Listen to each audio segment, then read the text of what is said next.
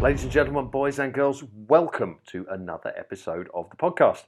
My name is Warren and I will be your host today for this conversation with Tim Etherington-Judge, where we are going to dive into all things booze, mental health, sustainability, and building a better future. So that is quite a lot to get into one conversation. But I think you will really enjoy this one. I sincerely hope you do. Because around the world of alcohol, health, and performance, we clearly know that alcohol is not a performance-enhancing drug, but it is something that most of us enjoy, and there is or can be a place for it within a healthy lifestyle. But how do you go about navigating that? So many questions about, could I drink this? When should I drink? Should I stop drinking altogether? These are all things that around alcohol are well worth investigating. And as Tim has a long and involved history in the drinks industry, which has had its ups as well as its downs, it took him to a complete mental breakdown, which is where he then came back, started working on an initiative for better mental health awareness and better overall holistic health for people within the drink and hospitality industry. So he knows the good as well as the bad of alcohol, but he also knows very much what's in it and how it's all made, which is why on another side it's led him to produce a natural spirit brand around Calvados, coming from apples, that he's working on. And just within this space, how do we balance social health, mental health, planet health, and enjoyment with a couple of drinks every now and again if we fancy them, alongside our training and our physical health and our physical performance? So all of these things and more, what lie ahead in store for you in this conversation. And where Tim scores so high is he's just very thoughtful about these things, very knowledgeable, very thoughtful. It's always a real pleasure to catch up with him. As I mentioned at the end of our call, it's only a shame that we did it early in the morning, so we couldn't enjoy a drink of one description or another while we were doing it. So look, as ever, this show is brought to you by 33 Fuel, purveyors of the finest natural sports nutrition you will find anywhere, plant-based and planet-based, for a fitter you and a fitter future. Because related to our conversation coming up, genuinely, there's no point in building fitter versions of ourselves if we're not also looking after a fitter planet. That is another thing that needs addressing. So 33 Fuel have all of those things covered. You can find them at 33fuel.com. Do go and enjoy that after this podcast with Tim Etherington-Judge. Tim, thank you so much for joining me on the podcast. It is lovely to see you out there in the countryside in your shed. It's a pleasure. It's a pleasure. It's always nice to have a bit of a morning distraction from the chores of my shed. Well, and anything I can do to help, This would be great. It's always nice to see your face, Warren. No, you too, because obviously you're not around London quite as much as you used to be, but I think you've made a wise move right now, getting out to the country. Yeah, it was a decision that was taken back in the first lockdown. I got COVID at the very beginning. You could say I was an early adopter. So back in March 2020, got it pretty bad, which I found it really, really difficult because I'd gone from somebody, and we've known each other for a while, somebody that would run marathons for fun, and was super, super fit. And I've done a little bit of endurance challenges. And so, I'm used to pushing through the pain barrier and running through injuries and stuff like that. But when COVID struck and it attacked my lungs, and I went from being able to get up and run a marathon on any given day to barely being able to make it from my bed to the toilet. And even that trip of a few meters would take about half an hour, the round trip, because of the coughing was so bad as the attack on my lungs. It was pretty frightening, to be honest, to go from a level of such fitness to barely being able to even move around my apartment. No, that's huge. And I mean, I knew you'd had a big hit with it. I didn't realize it was quite that serious. How was the recovery process? Are you feeling like you're back to where you were now, or you could be, or is there any lingering effects? I think I don't think I have any lingering effects. I don't think I have the symptoms of long COVID. I'm definitely not at the same level of fitness as I was. Um, and it took a long time to kind of recover. So once I had kind of got over, managed to get myself out of bed, it was a long and slow process of just increasing and treating my lungs really, really carefully. So it was like, right now I can move around the apartment. Okay. Let's see if I can walk to the end of the street and back. And then once I could manage that, it would be, right, let's see if I can walk around the block.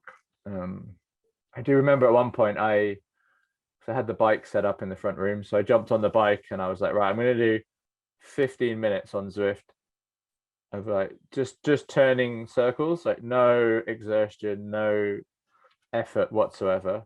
I just want to turn some circles on the bike because I hadn't ridden the bike for ages. And 15 minutes on the bike left me like lying on the floor coughing for about half an hour. I was Wow. like, that's probably wasn't very smart. Yeah, but I think you only find the barriers by pushing up against them. So I think not smart is doing that and then doing it again the next day. It's Yeah, like that, yeah, it's a build-up process, isn't it? yeah. I think you're right, and I'm not the most patient person, particularly when it comes to injuries. So when I fractured my shin attempting to run 42 consecutive marathons, I think I wore the boot that I was supposed to wear for 6 weeks for about 3 days, and then I can't be bothered with this anymore. And I was back running within a couple of weeks. So Nice. That was the 42 marathons in 42 days for your 42nd year on the planet, yes? yes, correct. Nice. And Okay, so also coinciding with my favorite book, The Hitchhiker's Guide to the Galaxy. I hadn't realized that connection was in there. Because we all know that 42 is the answer to life, the universe, and everything. Mine passed me by. I should have marked it more closely. I was obviously not paying attention that year. So this one question that sort of springs out. I mean, we're going to look at a variety, a cocktail of things, fittingly, being alcoholic, also being mental health. I thought we'd have opened on the drinking side of things, but in fact, I think the mental health is probably a better place to start, just because obviously in your own journey through working very intensively in the drinks industry, which ultimately, you had your breakdown and then you had to rebuild yourself from that. And that was what led to your sort of increased mental health advocacy with all the work you're doing with Healthy Hospo, which we can talk about. But I'm just wondering, in that COVID moment, there's the physical rebuild.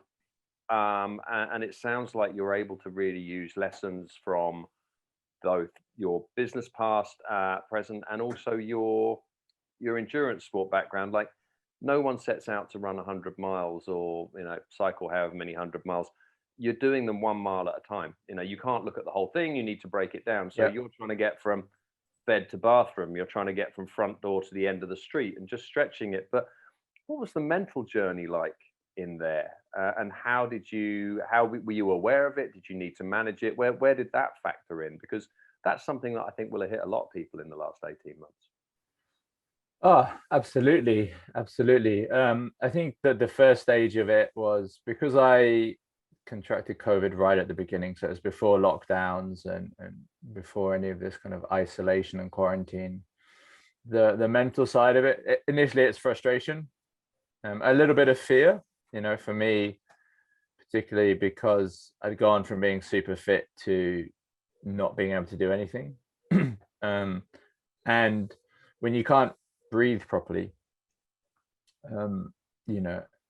it's quite scary because I'm used to, as I said, pushing through kind of injuries and all sorts of other pain barriers, but an attack on the lungs is something that is absolutely debilitating. You know, at the same time, the news was all ramping up about how this deadly disease was killing people around the world, and then here I was with it. So there was definitely an element of fear. And then kind of once the worst of the symptoms subsided, there's the frustration of not being able to do anything, of having to rely on other people for everything. So, you know, it was like I was having to have people cook food for me and have that delivered, and I couldn't get around even around the flat. But then once that had passed, then it was just a determination to get better. So I think, like, for me, getting COVID was the easy part. What's been far more difficult is this past kind of 16 to 18 months where we had the entire narrative of the world has been filling us with fear. It's been extremely negative, you know, and we've gone as a global population into a period of trying to avoid death at all costs and sacrifice life, which kind of maybe a weird way to put it, but what I mean is that, you know, we've been asked to distance ourselves from each other, to quarantine, to isolate, to remove from our lives one of the absolutely core aspects of human health, which is human connection. You know, nature has, or evolution has taken a massive bet on our ability as a social species. I think far more than any other of our skills as a species, our ability to form complex social structures, to work for each other, to build complex civilizations is what has led to our success. You know, it's not the fact that we've domesticated fire or that we have opposable thumbs. It's the fact that we can all come together for the greater good of the species to evolve. And yet during this past 18 months, we have put that core pillar of human health and turned it into a complete negative. You know, now people are afraid of human contact. They're afraid of being in public spaces with other people. We've turned human connection into a bad thing when it's actually something that every single one of us fundamentally need. It's no coincidence that the harshest punishment that we inflict on a human being, with the exception of the death penalty, is solitary confinement. And yet, for the past 18 months, we have asked a large number of the human population to enter almost voluntary solitary confinement. And that has an enormous impact on our mental health. And even as someone that, you know, has a business that focuses on human health and mental health, and being through my own breakdown and my own experiences and building my own strategies to manage it, you know, I've struggled with it as well. You know, there have been periods during the past 18 months where I have found it extremely difficult to move on through life. And a big part of that, it's not because I couldn't exercise, not because I'm not getting great sleep, not because I'm not eating well, but it's because of that lack of human connection. It's been a huge change, and it's almost scary how quickly it sort of becomes normal. The most obvious example I see living in central London is walking down the street. And now everyone has this automatic pattern of just walking around people.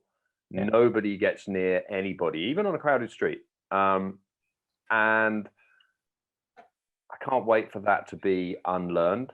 But also, you're very right there about the fear narrative in the media. I've never, and you know, my former career was as a journalist, writing for all of the main papers as a freelancer.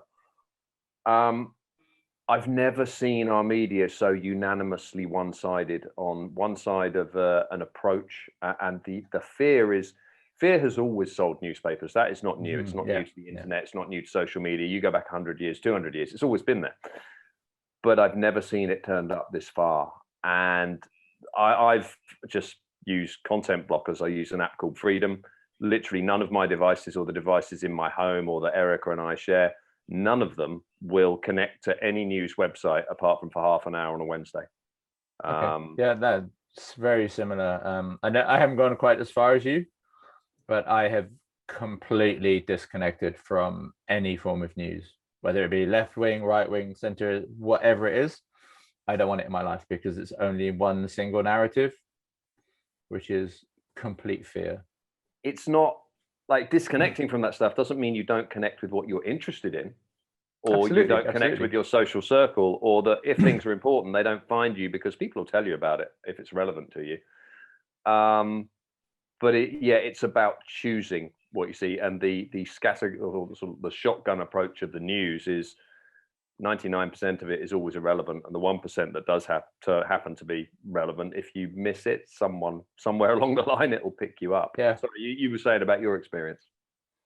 Yeah, I just, for me, it's exactly what you said. You know, it's, I choose now where I want to gather my information from and what I want it to be about, and it's always kind of either work related stuff that I need or things that I'm interested in. So like, I will watch news about cycling. So I love cycling, so I want to know what's going on in the races and how things are going. So I'll follow news there. I'll look at news about the environment and sustainable issues. But when it comes to kind of the mainstream news sources, like, I don't want a daily update on the number of cases that of coronavirus. I mean, for our 24/7 news cycle, this is a wet dream, an absolute wet dream, because they have constantly got some sort of little tiny piece of information that they can update you with. And it's all just fear-mongering. If you look at the numbers of people who are dying now from this disease, it's so minimal, and the risk of anyone, particularly in our age bracket, dying is so minimal. I'm probably more likely to die walking to the supermarket at the end of the road. Statistically, you're probably much more likely to die in your kitchen. I think that's the most dangerous room in the house, isn't it? Yeah, probably. Definitely in my house, because I'm so clumsy. But I've seen so many of my friends lose their businesses, their livelihoods put under enormous stress because of this. With Healthy Hospo, we work with a mental health expert, and more than once he's called me in the morning and said, I've been up all night with somebody who's been trying to commit suicide because they've just lost their business and they've had to lay off all their staff. And just to give people a little context here, so Healthy Hospo is the foundation, the charity, the body that you set up to push mental health, positive mental health initiatives in the hospitality industry, i.e. restaurants, bars, pubs and nightclubs, which is your own background. And that's the industry that's taken the biggest hit from COVID, yes. right? So, I mean, these people that you're talking about who've lost their jobs, that I mean, these are industry friends. These are people who are running pubs. These are people who are running restaurants, hospitality, whatever it may be. Is that right? So that's a disproportionately hard hit group, and still is. Absolutely. Yeah. So Healthy Hospo. So we don't just look at mental health. We take a very holistic view of health. So we talk about sleep, nutrition, exercise, human connection, financial health, because it's all interconnected. If you're not sleeping properly, your mental health is not going to be great. If you're not eating properly, because your gut biome has a direct link to your brain. So we always say that exercise is as good for the mind as it is for the body.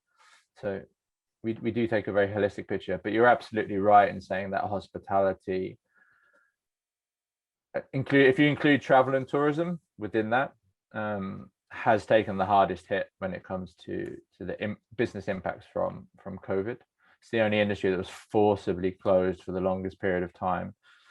The governments around the world have constantly set kind of shifting goalposts. We've just seen it again last week in the UK, pushing the easing of restrictions back another 4 weeks, which is going to cost the industry hundreds of millions, if not billions of pounds, at a time when it's already been through the ringer, both from COVID, but also from Brexit. We are seeing the hospitality industry being absolutely decimated. Yet at the same time, if you look at a number of polls that were done as we were kind of coming out or getting close to coming out of lockdown, asking people what are they most looking forward to when lockdown ends, after seeing friends and family, the number one response was going to bars and restaurants. So COVID has shown us that hospitality is absolutely fundamental to a thriving, enjoyable human society. And, our community, bars and restaurants are not places where we go and get food and drink. Those are called supermarkets or shops. Pubs and bars, pubs, restaurants, cafes are places where we go to interact and engage in human connection. And that's why they're so fundamentally important to human society. If you watch, say, EastEnders, what is it's based in Albert Square, but what is the central, most used single location in that TV show? I haven't watched EastEnders for a while, but unless the world has utterly turned on its head since I last saw it, it's the Queen Vic pub. Exactly, right. It's the pub, right? Same in Coronation Street, isn't it? The Rovers return. I don't watch TV, but I know that it's that central point where communities come together to meet, and having a drink can help lubricate the social interactions, so everyone's a bit more relaxed. And that's why they've been at the core and the center of our towns, cities, and villages for as long as there's been towns, cities, and villages. But yet the industry has been absolutely decimated. In the time that I like to call BC, so before COVID, things were not great in the industry anyway. It's an industry that is addicted to 0 hours contracts, treats minimum wage as maximum wage, has the highest rates of drug abuse of any industry in the world. It's the lowest paid industrial sector. It's got the 3rd highest rates of alcohol abuse, the highest rates of sexual abuse.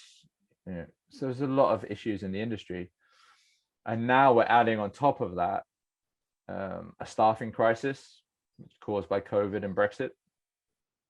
We're adding on top of that, frontline hospitality workers who are getting paid minimum wage at best, having to deal with people's COVID anxiety and kind of the COVID rage from anti-vaxxers and anti-maskers who think that they have a right to scream and shout at people who ask them to wear a mask when they go to a venue. The staffing crisis is causing all sorts of problems because almost every venue is understaffed, so staff are overworked, or they can't even reopen. So there are so many continuing issues, and yet the government kind of shifting the goalposts yet again is just causing even more pain to the industry. And it seems behind all that, and partly this is because you're right that whether it's the pub, the bar, the restaurant, the cafe, whatever you want to call it, and whatever form it takes, has been at the heart of our towns, cities, and villages for so long. They're still so resilient. I mean, there are closures, there are issues. I have several friends who run hospitality venues, and they've said that the ability to have people back in any shape or form, whether it's inside, small numbers inside or table service only, whatever the rules have been, they said that even that's only been an opportunity to lose less money than they've been losing throughout. And yet, despite all this, it still seems like and you're right about those frontline workers who are probably as freaked out by COVID potentially as anyone else on a random scale of the population, who are going to have to be in those places and do that and deal with it as well. But behind all this, do you think that it's clearly the industry's clearly going to survive as a whole, but I don't know how many people are going to survive in it. Individual businesses are popping, they must be popping by the truckload on a daily basis. Oh, absolutely. We we will lose, I would estimate, maybe another 20% of hospitality businesses will go under, related to a number of issues, either to the staffing crisis, the fact that a lot of people who are in the industry have walked away, either that their employer couldn't keep them on through furlough, so they left the business, and they've decided that they want to go and pursue something else, because hospitality is low paid, it's low career potential, everything that's been through in COVID, there's no certainty, so they're better off. They can earn more money going and stacking shelves in Tesco's or Lidl's. It's lower stress, it's more consistent, it's got more reliability, so why not go and do that? And or the goalposts change. You're not expecting the goalpost to change in another week. Yeah, exactly. Or they are overseas workers who went back home during the COVID pandemic, and then either they've chosen not to come back, or because of Brexit they can't come back, because our government says that we only want high skilled workers in the UK. So now there's an enormous staffing crisis, but the industry is extremely resilient, and I think that if you just looked at the lengths that pubs, bars, restaurants went to make sure that they were COVID safe, if I go to my local supermarket, even in the strictest of lockdowns, all they did was put some stickers on the floor to tell people which way to walk. Well, they had a pass. I mean, and that's a whole separate debate. But the essential businesses were allowed to open, and therefore little changed for them. But what is the difference between a crowd in the supermarket and a crowd in a bar? Yeah, exactly. Yep. If you go to a bar, they will have, sanitizers on every table. Everyone will be masked up. They will have protective screens in place. They will have social distancing in place. They will have all sorts of kind of protective measures to make sure that nobody or that people are at the least risk possible. Yet hospitality workers are at risk of contracting COVID far more, because you and I may see, may interact with a few people every day, Yet if you are working in a busy bar, pub, restaurant, you are interacting with hundreds of people every day. So therefore your chance of encountering someone that is symptomatic or asymptomatic carrying the virus is far higher. But I'm sick and tired of talking about COVID, because all we've talked about for the past 18 months. I think the simple message for anyone that I'd love to take out of this is that if you are comfortable within your own personal boundaries, wherever they may sit right now, and that's a completely individual chance for everybody, then do take that step. Go and buy a drink. Go and buy a meal. Absolutely.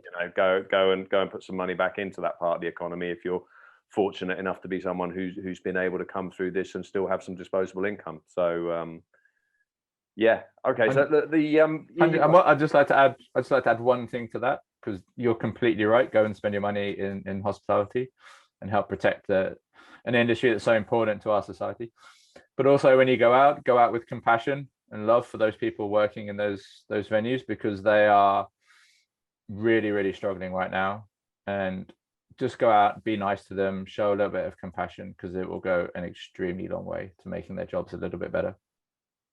No, that's a great addition.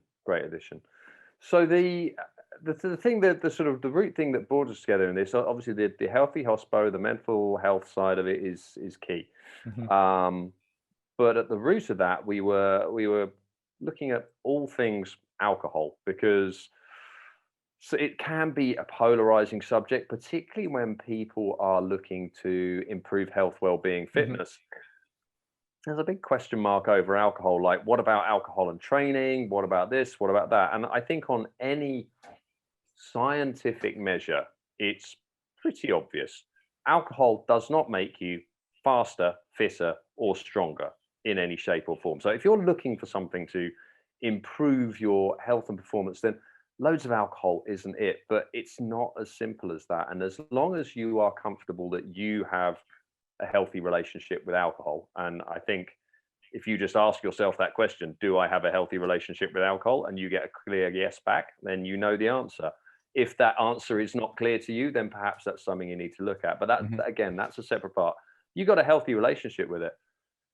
Um, I don't see any reason why it shouldn't be part of a healthy, enjoyable, normal life. And I wanted to talk with you about that because specifically with your Calvados business that you've Mhm. started, Avallen, not only are you looking at the environmental side of things, you're also looking at the quality of the actual drink itself. And that has always resonated with me very strongly because alcohol is one thing, but a lot of drinks have a lot of other ingredients in them that you probably wouldn't want either. So there's quite a lot to unpick there. But if we just start with the world of alcohol as a social lubricant and part of a healthy lifestyle, um, what are your thoughts on that, and how does your background in the industry? Maybe just give us a little bit of your industry background there, Sure. before leaving, to shine a light on starting to unpick that.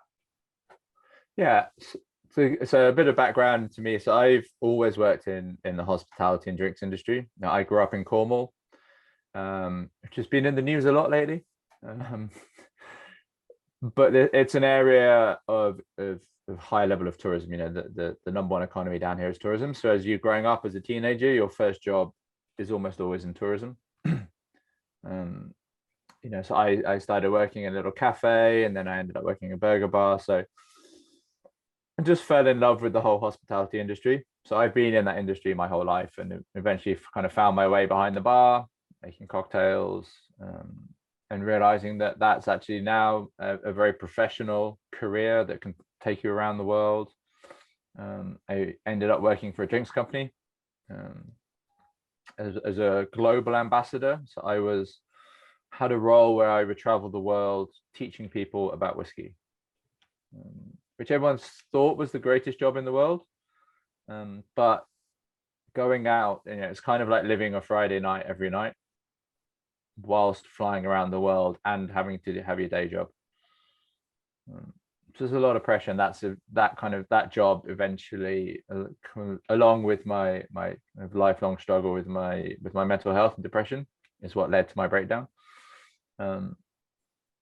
But I totally agree that alcohol can play a healthy role in both a functioning society, as we mentioned before, but also in a healthy and enjoyable life. Because life is not about the absence of death. Life is about the enjoyment of your time on the planet. You know, and one of the great things that alcohol has done throughout history is bring people together for enjoyable social occasions. You know, whether it's having a beer around a barbecue with your mates, whether it's sharing a glass of champagne or a bottle of champagne with some friends at a celebratory moment, whether it's having a relaxing kind of gin and tonic before a delicious meal. You know, there's always an occasion to bring people together, to share that moment, to share each other's company, and just really, really enjoy life. And I think, you know, it can be a big part of sport as well. You know, it's, if you look at the purely physiological impacts of alcohol on the body, then as you said, the findings are pretty fundamentally clear that alcohol does not have a positive impact upon the body. But what those studies don't really also look at is what does the impact have on the mind and on your mental health.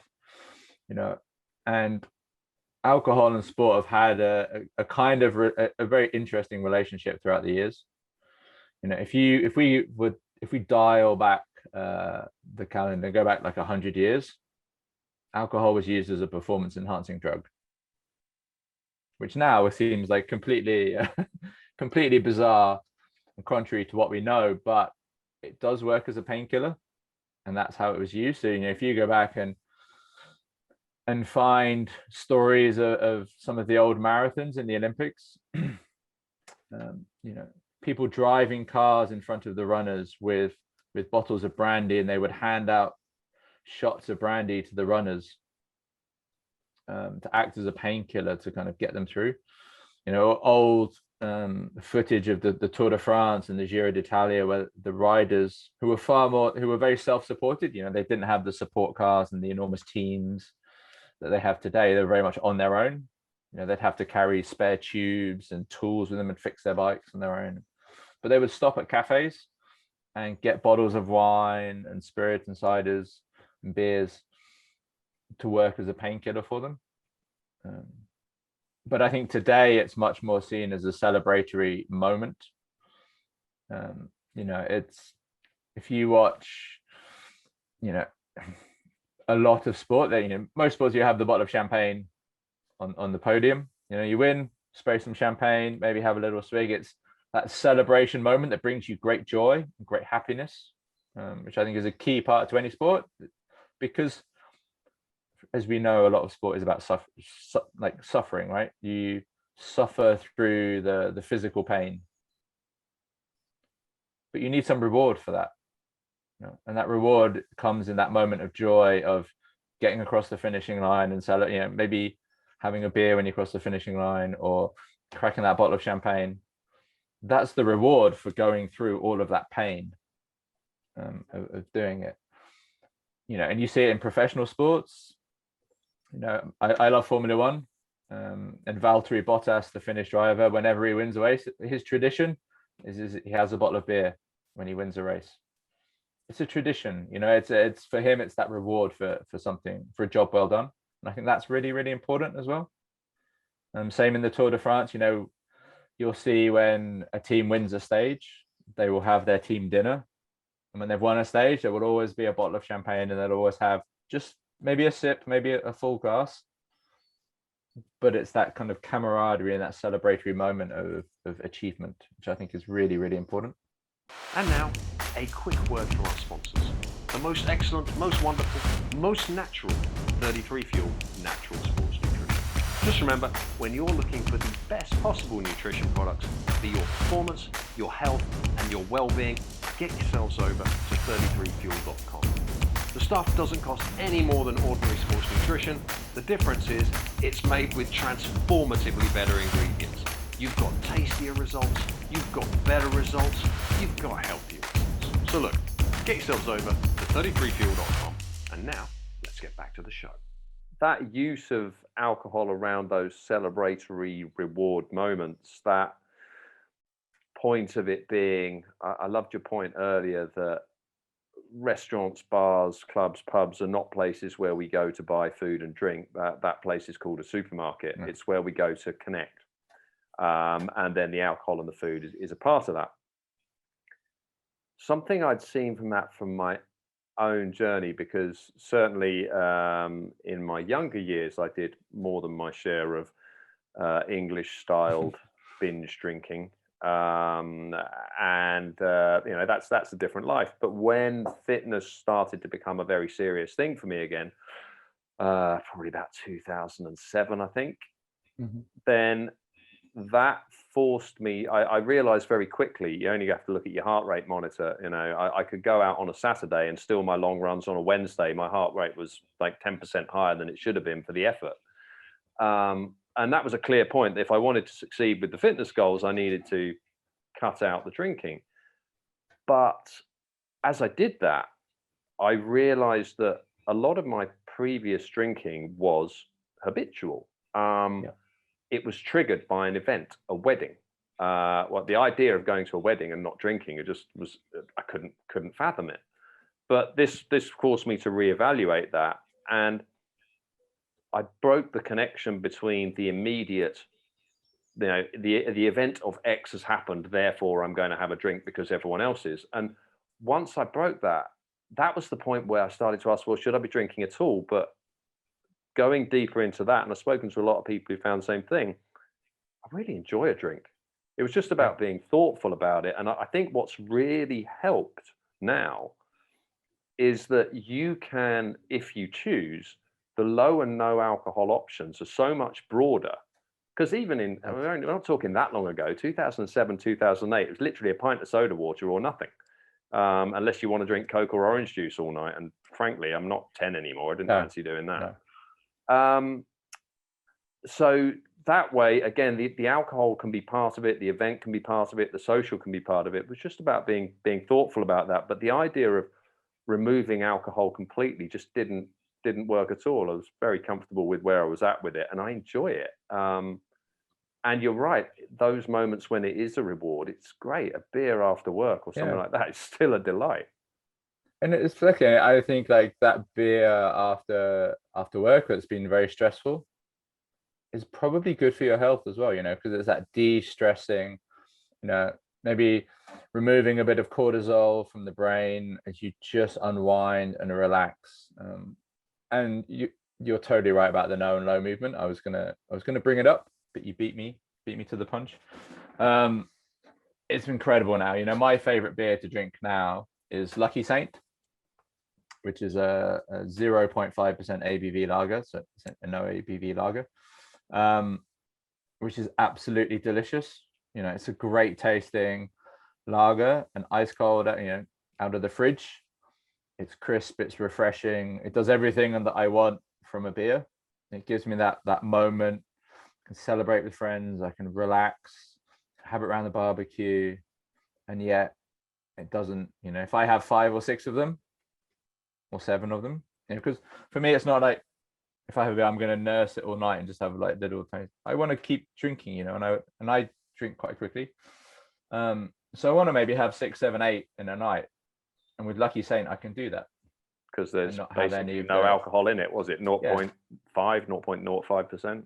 0. Yes, it's still classed as non-alcoholic. And so that's fantastic, you know, and drinks like that. And the no and low movement has just exploded. So Ben Branson, who's a friend of mine, started Seedlip.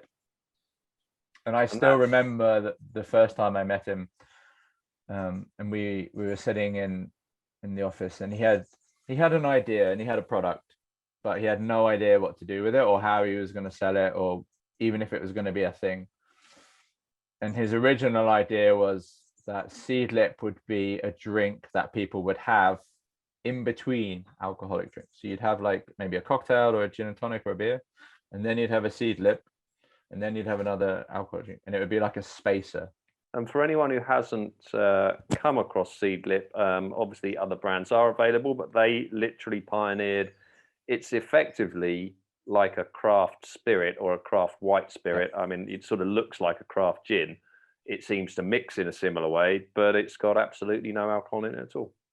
Yep, absolutely. So it's got all the flavors of a botanical spirit, but it's been de-alcoholized. So they've taken the alcohol out of it. So he thought it would be a spacer, and it was his original idea. But what it's become is, you know, the brand that's launched a whole new category, and made choosing not to have a drink a brilliant decision. You know, because before, as you said, you know, it'd be like you'd have a Coke, which is not good for your health. A glass of orange juice, which has got loads of sugar in it and E numbers and all sorts of other crap. Or you could be Billy No Mates and have a glass of water, whilst everyone else is having fabulous champagne and cocktails, and there's you with your glass of water. Well, it was so now, conspicuous as well. That exactly. Like trying, and in a culture, and you know, that again, another subject we could dive into forever, but in a culture where drinking is very normal and accepted, and a bit like saying I don't eat meat, or I'm plant-based or whatever, people look at you sometimes like you've got 2 heads, less now than they used to. Being in a pub with a load of people, especially after they've had a few drinks and you're saying you're not, you know, it's very obvious when you're holding a pint of soda water that it's not a gin and tonic or it's not a beer. And I think there is a herd mentality, particularly among guys, around drinking. It still exists, certainly in the UK and in Northern Europe. And a no and low can often remove that question mark altogether, because it still looks like a beer or whatever. And actually, no one's going to ask that question, which sounds ridiculous that such sort of peer pressure should exist among adults. But it's just a little shade, and you'd be amazed what a sort of barrier it can become to some people to just actually having the beer that they didn't really want to have. Yeah, absolutely, and I think the other key difference now is that they taste delicious. We've had non-alcoholic beer for a while, quite some time. We had things like Caliber, Barbican, Barbican. Sean Bean's big break, that wasn't it? The Barbican Really? ads. Yeah, that was his first TV appearance. Wow.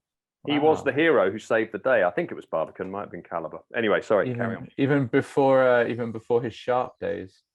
Well before Sharp. Well before Sharp. For anyone who wants it, we'll put that in as a bit of fun in the show notes. Sean Bean's first appearance in that low alcohol beer ad in about 1991.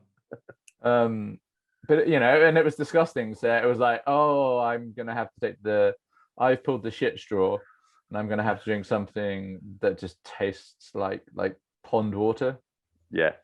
But now they taste delicious, and it really hit home to me. I had a moment when I was living in London, and I had some friends come over from New York.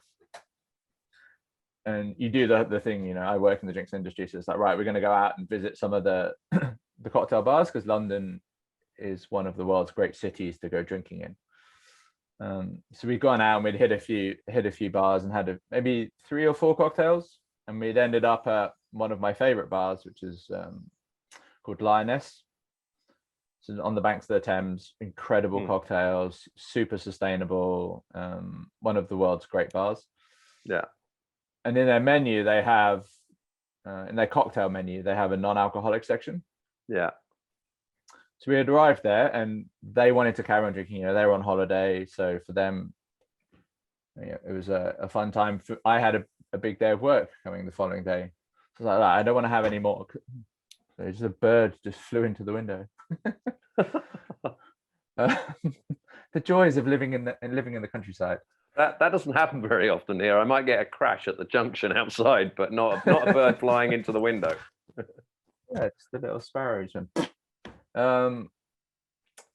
Yeah, so they wanted to carry on drinking, and I knew that if I had another drink, it was going to impact my productivity the following day. But because we ended up at Lioness, they have an amazing non-alcoholic cocktail menu. So I just chose a drink from there. It's going to sound really weird, but a sweet potato pina colada. I don't think that sounds, if we're talking London bars in this day and age, a sweet potato pina colada sounds pretty conservative, I'd say. It was absolutely. That's my favorite vegetable of all. One of the healthiest vegetables in the world. If you did nothing else for your health other than swap potatoes for sweet potatoes, as long as you're not permanently deep frying them, you could make significant gains, genuinely. I would say the healthiest vegetable. If you look at the Okinawans, who are the longest lived people on the planet, they get 69% of their calories from sweet potatoes. Wow. From the purple sweet potato. And they're delicious. They're so delicious. We did wedges here last night. Fantastic. I had a roast sweet potato last night. There you go. We are all over it with the sweet potatoes. I mean, I think an alcoholic cocktail bar conversation involving sweet potato even 5 years ago might have been impossible. Yet now it seems like the most natural thing in the world. Okay, there's actually a company that makes liqueurs from a sweet potato distillate. Because you can make alcohol from you can ferment any sugar-based liquid. So if you cook a sweet potato, obviously we know how it's called sweet potatoes, right? There's a lot of natural sugars in there, so you can ferment those natural sugars into an alcohol. But I forgot what we were talking about. Oh yeah, so we were talking about you were on your low and no cocktail with the. And then we took a tangent down Sweet Potato Avenue. So I ordered a drink. They had their cocktails. I had a delicious cocktail, and I felt included. So it wasn't that, oh, you're having some delicious tasting cocktails that have been beautifully crafted with love and experience and skill by the bartender, and I've got a cup of green tea. Like I only laugh because I've been there. Yeah, exactly. I think many of us have. and it was that moment of inclusion, and that's when the penny really dropped. Is that we can go out now, and whether we choose to go out and have a sober night, or to be completely sober, or we choose to go out and have a drink, we now have an option that we can moderate our drinking in a much more mature, interesting, and delicious way. And I think it's really valuable. And the one that then, being a nutrition geek, the point that you hit on there, it now tastes good. In food, we have an explosion. It's not new, but it's growing fast, of what you would call ultra processed foods. Oh God. And they really split the difference between junk food and the rest. And an ultra processed food is defined by, and in fact, I've just done a podcast on this, so I'll link to that episode in there as well. But it's defined as effectively something that is made using ingredients you just don't find in a kitchen or in nature, and ingredients that are made using processes that are industrial and not used in kitchens or in nature or in your normal cooking. So, we're talking ingredients that have been hydrolyzed, extracted, and, messed with so much. But what they end up becoming, a classic example would be gluten-free products. Certainly, some plant-based products fall into this category. Anything that says it's low sugar, high protein, yet is as sweet as a triple chocolate fudge double caramel birthday cake is going to be in this class. These are things that have been stripped, the ingredients in have been beaten and stripped back to nothing. And then they are made hyper palatable, attractive, shelf stable by the addition of assorted, normally artificial coloring, flavoring, sweetener, because there was nothing left in that product to start with. It was literally the food equivalent of chipboard, and now you've got to make it nice. So in the world of low and no particularly, and I'd like to look at alcohol as well, because I think it's something that a lot of people are not necessarily aware of. With an alcoholic drink, there is no legal requirement to display the ingredients. So when the ingredients are displayed, it's almost never a full ingredient list. And I think it's not that you shouldn't drink certain things, it's that you might want to be aware of what's in them to decide whether you are drinking them at that moment or not. But to stick with the low and no and the flavor, because of what you're doing with the Calvados at Avallen, where you're very focused on it being, truly a clean and a natural product, and your experience in the drinks industry, what is your take on the ingredients in low and no, and whether that's an alcohol-free beer or the cocktails? Is there a risk that in some cases you're really getting Coca-Cola by another name? Definitely not Coca-Cola by another name. I think non-alcoholic beer, from what I've found out about it, is actually pretty healthy, because it's simply beer that's been de-alcoholized. So it's predominantly water, so it'll be like 95% pure water, and that water will be RO'd, so reverse osmosis, so it's completely demineralized, completely pure, nothing at all in it. And then a fermented barley with some hops. So it should, in theory, be a very natural product. There might be a few kind of stabilizers in there. When you move into the world of spirits, it depends on how they're made, whether they are kind of de-alcoholized. So like a non-alcoholic gin will generally start life as a gin, and then they will do the reverse of distillation and extract the alcohol from it, and what's left is the delicious flavor that you have. Or they will start from a process of adding, because sugar is a great flavor carrier. So the problem with flavor in non-alcoholic products is when you remove the alcohol, you're removing a solvent that transports flavor. It's why alcoholic products have such a strong flavor, and why things like gin, if you put any sort of flavored botanical in a bottle of high strength, or sorry, any sort of flavored, botanical in a bottle of high strength alcohol, it will very quickly strip the flavor from that product that you put in it. You know, if anyone's listening, if you go and get a bottle of vodka and put a vanilla bean in it, within about 10 minutes, you'll have vanilla flavored vodka. Yeah, when you take the alcohol out, you don't have a tool to carry that flavor, because water is not a very good solvent when it comes to carrying flavor.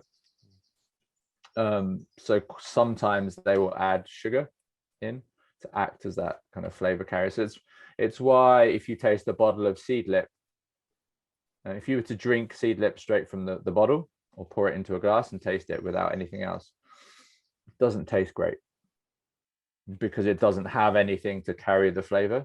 But once you combine it with something that has something to carry the flavor, so like a sugar, so when you combine it with a tonic, which has quite a lot of sugar in a tonic, then all of that flavor from the Seedlip comes out, and you're like, oh, that's where it's been hiding, and it's actually really, really delicious. But on its own, it doesn't do that.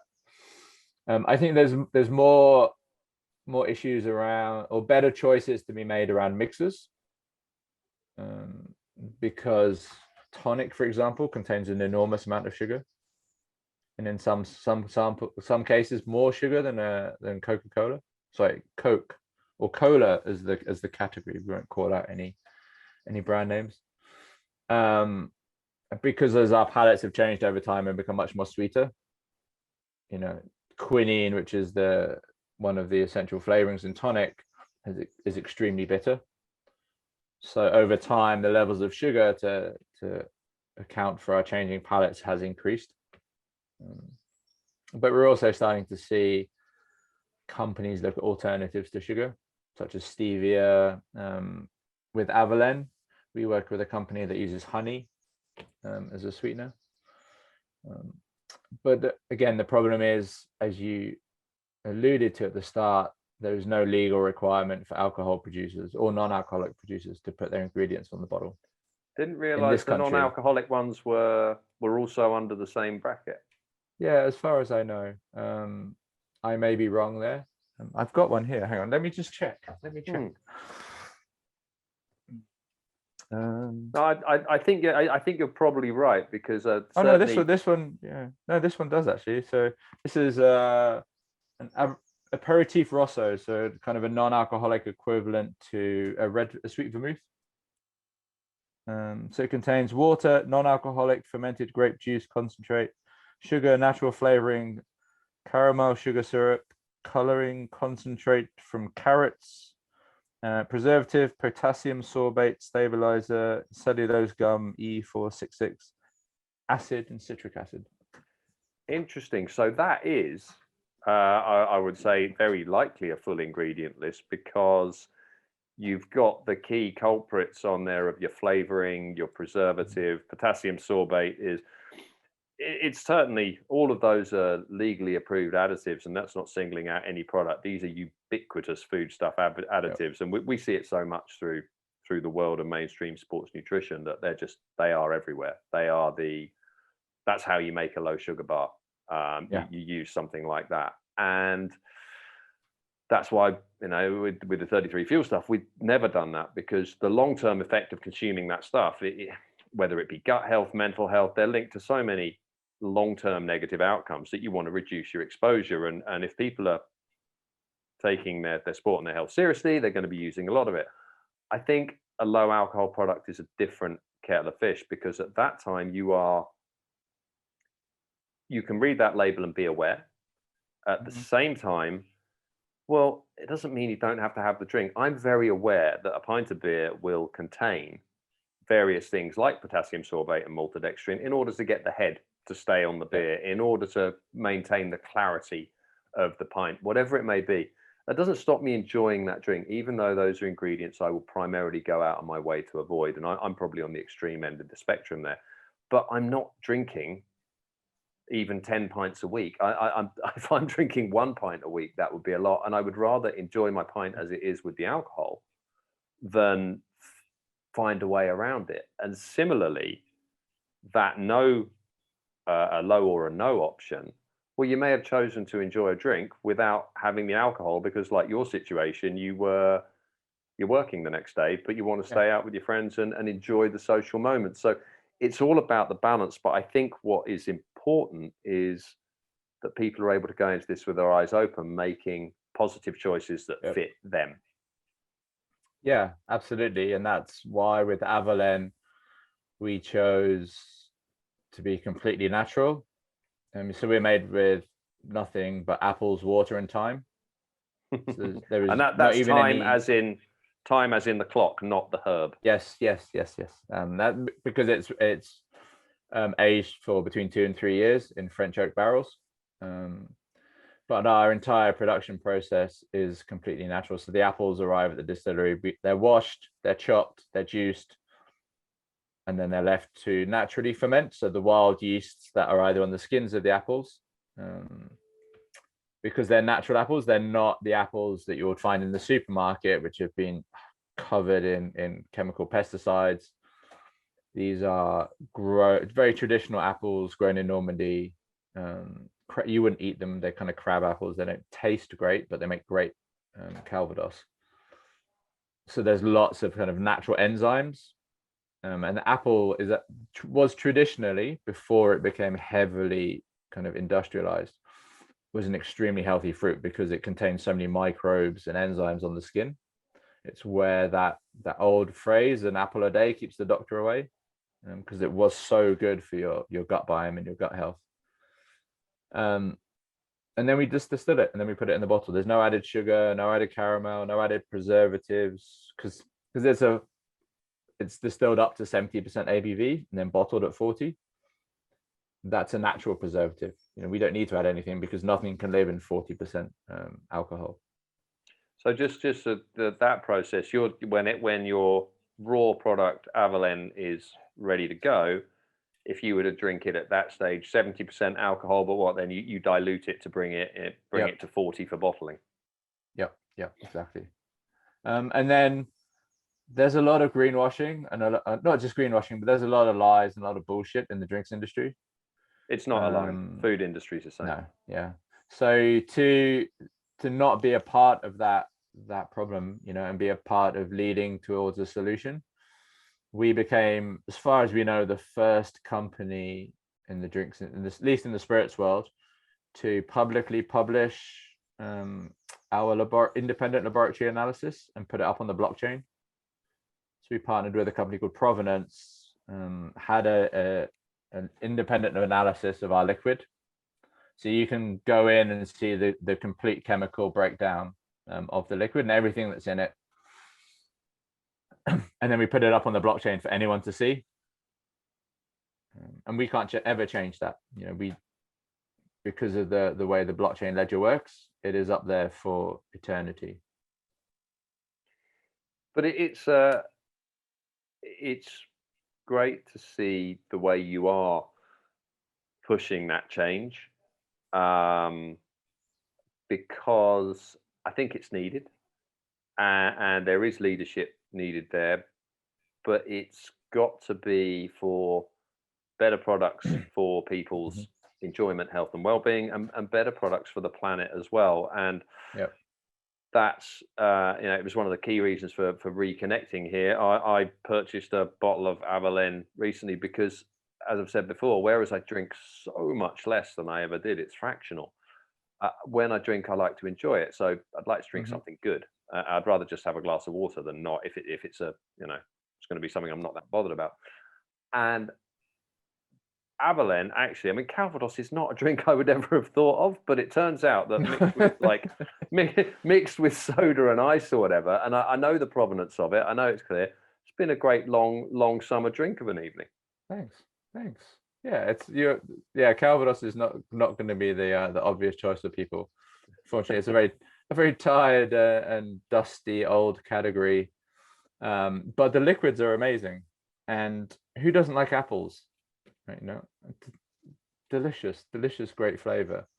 And we wanted to create a product that people could drink, that was delicious, that brought them moments of joy and celebration with friends and family, and also, as we like to say, doesn't give the planet a hangover. So when we set out on our mission to create Avallen, we were very clear that we wanted to create the world's most planet positive spirit, yeah, and build a company and a brand that gave back more than it took, which was really important for us. So we were a fortunate position that to start from scratch. You're seeing with sustainability now, a word which is generally being co-opted by everybody, but most companies are attempting to retrofit better environmental practice into an existing business, whereas we started from scratch with the kind of the desire to create the most sustainable business we possibly could imagine, within our kind of realm and sphere of experience and knowledge. So we did a lot of work, a lot of background work before we launched into looking at raw materials, because I think that's really fundamental. The drinks industry, the spirits industry is much worse. In wine, they're much more connected to nature and the land and the vineyards and the grapes and the terroir. In spirits, it's very much an industrial process where people only really talk about what happens at the distillery. They know that there's an agricultural side to the production of the spirits, but they don't really talk about them. You might see in a brand video like an arty shot of the camera going through a field of wheat and them saying, "We choose the finest wheat." Of course you do. You're not going to choose shit wheat, are you? And then they quickly then move to everything that happens at the distillery, and they'll completely nerd out about the number of plates in the still and the fermentation times and what happens in the barrel. But for us, the biggest environmental impact happens at the agricultural side. Whether you're looking at carbon emissions, pesticide and fertilizer use, water consumption, or biodiversity loss,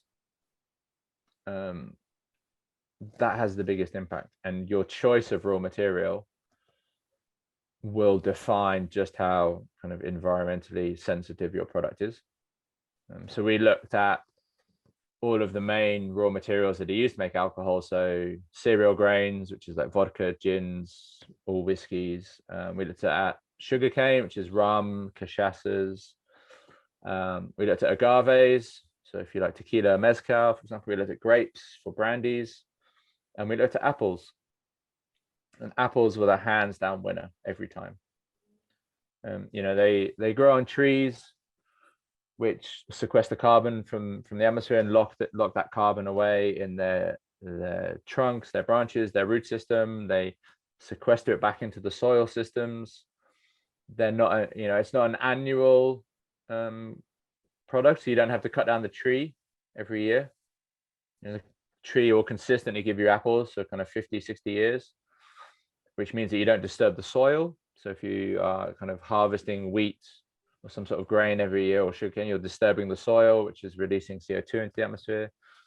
And our soils are in a terrible state around the world. So you're building great soil.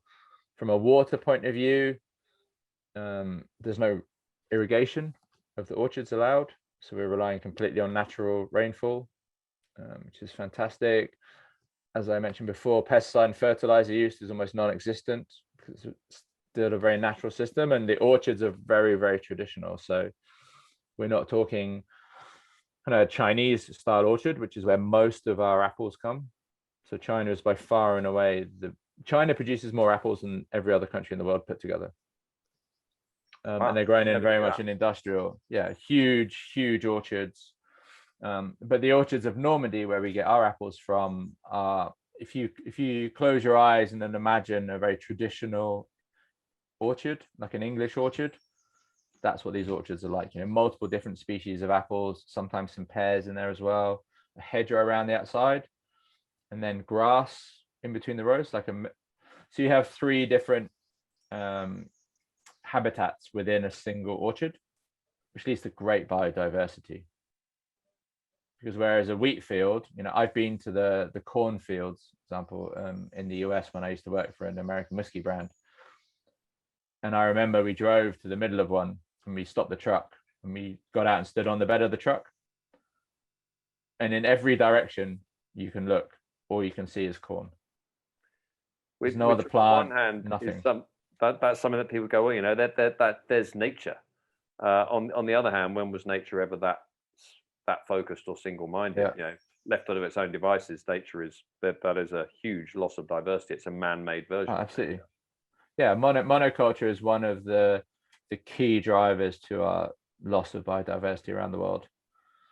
And in our lifetimes, we have seen us lose about 60% of all biodiversity on Earth, just in the time that we have been alive on Earth. And I live in the countryside in Cornwall, and I can see it with my own eyes. If I go out now, there's a lot less life in the garden than when I was a kid. I remember in autumn, we have the lights on the outside of the house. When the lights came on in the evening, all of a sudden there'd just be moths everywhere. And now if I see a moth, I get excited. Oh my God, there's a moth. I haven't seen one of those for ages. We used to have lots of hedgehogs, the slugs and snails all over the garden. It was a huge, the war between the gardener and the slugs and snails. And now you don't see many of them at all. And frogs, we have a pond in the garden, and come breeding time, we have frogs everywhere, and you'd wake up, in the evening, all you could hear was frogs croaking. Now I think since I've been back, every year I think I've seen one frog. And I even went out this spring to try and find some frog spawn, to maybe try and help replenish and revitalize our frog population. And I couldn't find any frog spawn anywhere. Every pond I went to, everywhere I used to get frog spawn as a kid, there's nothing now. Just empty water. So it's, biodiversity is super important. We can't fix the climate crisis without also fixing the biodiversity crisis. They go hand in hand. Yeah, exactly. And I think that's where it's important that the message being retrofitted into bigger businesses, where there is it's anywhere between a mild to a significant degree of greenwashing, is objectionable on many levels, but there is a positive in there which I'd choose to take from it, which is people now are aware of this and are asking for it, so much so that, okay, if people have to pretend they're doing it, that's not right. But at least they're having to do that, which means ultimately from the ground up, businesses like yours are able to change things so that it becomes real. Slowly people will get to see the division between greenwash and the real deal. And that will hopefully shift consumer behavior as well in food, in drink, in travel, in transport, in everything. Yeah, absolutely. And I think people are becoming more cynical because they're being lied to on an increasing basis. We talked about the news earlier. The news is full of lies. Our politicians couldn't tell the truth if their life depended on it, and companies have been the same. So now I think people are extremely cynical about what they're told. So companies that are being successful are going to have to be super transparent, and you're seeing the companies that are successful are the ones who are really embracing transparency. At Avallen, we always use Patagonia as our kind of yardstick. And here's a company that just defines how to do business. And they're a business idol, say for a lot of people, and rightfully so. I mean, in terms of there are so many elements that we've covered in here. In terms of, we see it so much with nutrition, that there can be so much information out there that unless you want to spend your life sifting it, it becomes complicated to make sensible choices and take those first steps in the right direction. And on the alcoholic side, whether it's going for an alcoholic drink or going for low or no, Do you have any sort of basic yardsticks that people can use to understand if their choices are moving in a direction that is, at least healthy to one degree or another, i.e., if it is full of a load of additives and rubbish they don't want, at least they can check it or be aware before they drink it, and also to understand whether they're moving in a planet positive direction with those choices. I mean, I'm sure these are things that you're able to sift quite easily yourself, but is there a way you would break it down for people who are just looking to try and make easier, better informed choices in those areas? Yeah, I think there is this. I think the sustainability stuff might be a little bit easier, because there are some certifications out there that you can look towards, such as B Corp, which I think is a fantastic one, which can help you. You might need to do a little bit of research, and just see how transparent the company are about telling you what they're doing. Are they willing to talk about their supply chains? Are they willing to talk about their production? Are they willing to publicly publish the information on their products? And I think increasingly a number of companies are, not just in the alcohol space, but also in the food space. Oatly now put their climate emissions on their, it's not a bottle, what would you call it, a box, carton. Yeah. So that's an increasing step. When it comes to no and low, and the kind of the health side of things, it's a little bit more difficult, because it's still the Wild West, right, in the no and low ABV world, because it's such a new category. Everyone is still figuring shit out. They're figuring out how to make this stuff. They're figuring out how to market this stuff. They're figuring out how to kind of certify this stuff and what the legal requirements for it are. So it's going to take some time before it begins to settle down and you start to see some consistency. But I would say that, so non-alcoholic spirits are going to have less sugar in them. So things like, we talked about seedlip earlier. If you looking at non-alcoholic liqueurs, you are going to have kind of an increase in the amount of sugar.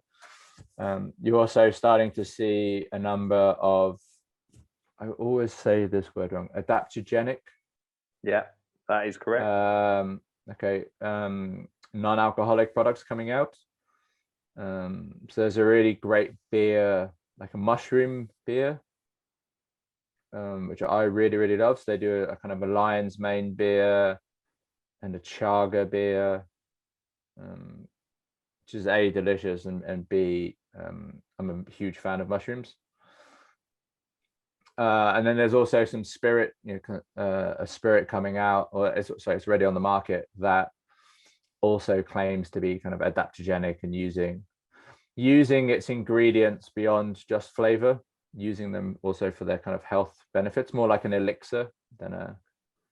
So on the adaptogenic side, adaptogens are simply natural ingredients. Mushrooms are a great source of many of them, depending on the type of mushroom. For anyone who hasn't come across them, which allow the body to adapt to changing stresses, whether that be stresses of environment, stresses of lifestyle. It's not like there's any one adaptogen that is a silver bullet for everything, but they are incredibly powerful natural compounds. As you mentioned, the chaga mushroom, lion's mane mushroom, great sources of reishi mushroom, actually recognized officially as a cancer treatment in Japan. Very, very powerful things. And I hadn't actually realized that these were starting to filter into low and no, but given the way they're filtering into food, health, and performance more generally, then that same market should be very open to those ideas. I mean, mushroom beer 10 years ago, I don't think anyone would have gone for it. No, and I still think there's a lot of people out there who like think it will taste like mushrooms, and you're like, no, it tastes like beer. It's like, it's delicious, and I think you're right. I think we're going to see more and more of that, because once you've removed the alcohol, you can open it up to being far more interesting products when it comes to the benefit. So the ingredients you put in are not just about the flavor, because you can carry across some of those other kind of nutrients and elements of them. There's quite an explosion opening there. I mean, do you think there's as a guide, is there a simple logical thing whereby if a product simply looks several stages removed from anything that logically works naturally, i.e., salted caramel beer or something like that, or salted caramel or whatever, quite clearly, someone's making a salted caramel cider. I'm sure it's coming, but if logically in your mind the only way to create that is in some sort of a laboratory using flavorings and other things, then by all means, if you like it, go for it. But know what you're drinking. It's almost certain to be chock full of artificial stuff to get it to go there, similar to the syrups for a coffee bar or anything else. But there's a very that or garish color. Like if it's bright blue, probably not. Yeah. There's a golden rule about coffee though. What's that? That syrups have no place in coffee. I couldn't. Neither does sugar. So. Well, I think if you want an ice cream, go and get an ice cream. But if you want a coffee, just have a coffee. Yeah, don't put your ice cream in your coffee. I was going to say. Oh yeah, I was going to say. I think you're right. I think one of the things that helps guide me through nutrition and because it, as you said, it can get extremely complicated and extremely nerdy.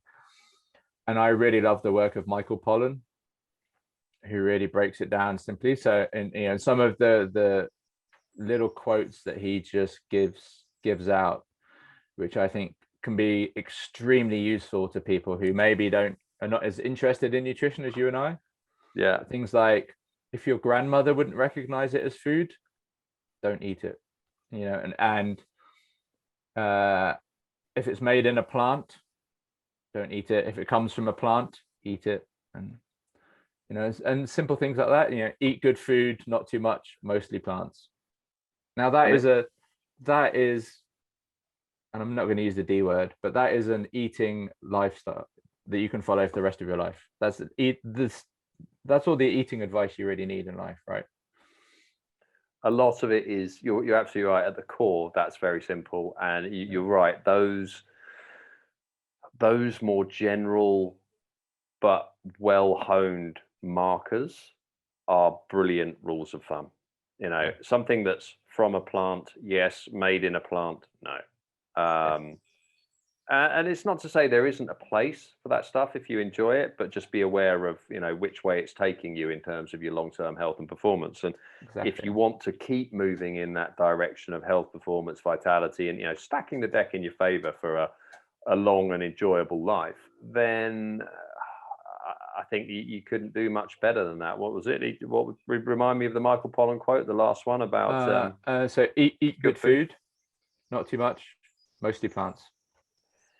And it doesn't put you into a box. It doesn't say what you can't eat. It doesn't say you can. It doesn't mean that you can't go out and have the occasional kind of chocolate bar or some ice cream. You can't occasionally go out and have a blitz on some alcohol. It's just a generalization. Like, just make sure that most of your eating is like this.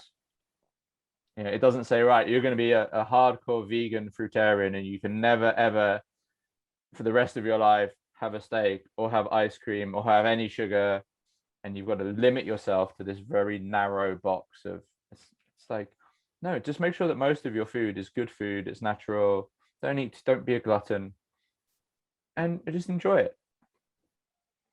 And I think it's very similar for alcohol, with the caveat previously that, of course, if you ask yourself the question, do I have a healthy relationship with alcohol, and your immediate answer is either not sure or no internally, then that's a separate thing. But if you're comfortable with your relationship with it, it can have a place in a healthy lifestyle. It's never going to be a performance enhancer, but it can help in a lot of other areas of life, and particularly the explosion of low and no alcohol stuff. I mean, by all means, drink soda water if you fancy, but there's plenty more options around there now to enable us to keep enjoying life enjoying training, and it really feels like that for our generation, certainly compared to our parents' generation and others, there's so much more awareness of this, Absolutely. and Yeah. our ability to enjoy life constructively, enjoy what we do, work to help the planet, but work to. I've noticed a phrase I used earlier: stack the deck in your favor. It's not that you're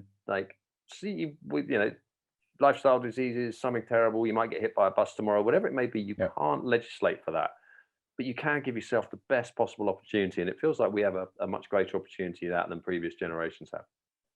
Yeah, absolutely think so. And I think if we can just add on top of that an increasing care for our planet, then we really do stack the deck in our favor, because our individual health is fundamentally linked to the health of our planet. And at the Can't moment, have our one without planet the is other. exactly, and our planet is beginning to get sick. But we have an opportunity, and I always say this because there's a lot of negative. You see a lot of stuff around sustainability and the climate crisis, and 99.9% focuses on this apocalyptic future that we need to avoid. It's that whole, as we said earlier, the fear sells.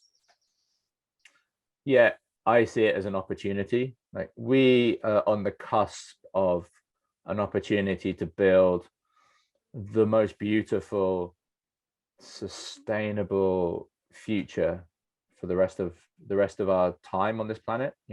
We have all of the technology available to us now to build a human civilization that lives in perfect harmony with nature and allows nature to flourish while we also flourish as a civilization.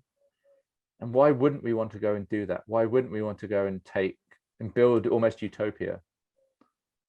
If you're into Marvel films and you watch Black Panther, the mythical country of Wakanda, which is super high tech and yet lives in complete harmony with nature and the wild kind of mountain tribes. That's the future that we can achieve, where we have this wonderful technology that makes our lives super comfortable, super fun, super enjoyable, yet at the same time embracing nature and all the wonder that it provides and gives. Because I think you really hit the nail on the head there. There is no point in us looking after ourselves, making our lives more productive, more fulfilling, our relationships, working on all of those things to enjoy lives more and live a longer, more fulfilled life, if we don't have the planet to do that with. And not just for us, but for future generations as well. And certainly exactly. With 33 Fuel, it's completely, these things have to be hand in hand.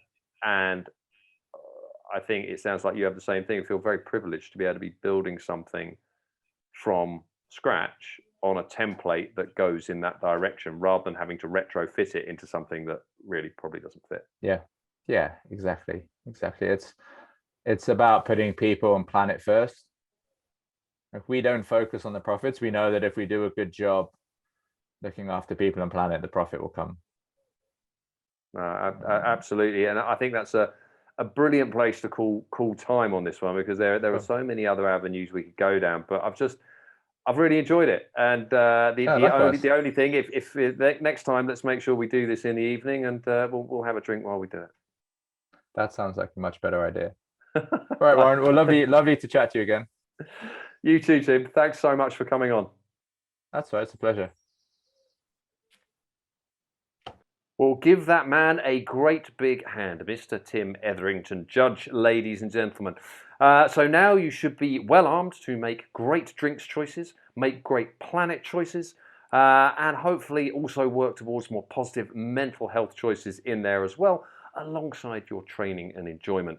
So don't forget to check out 33fuel.com for the finest, most delicious planet positive natural sports nutrition you will find anywhere. And for all of the resources that we mentioned and that Tim and I talked about during the show, you will find them in the show notes below. Any questions, anything else, contact@33fuel.com is the email address if you want to get in touch. And thank you for joining me on this show. Look forward to seeing you for another one soon.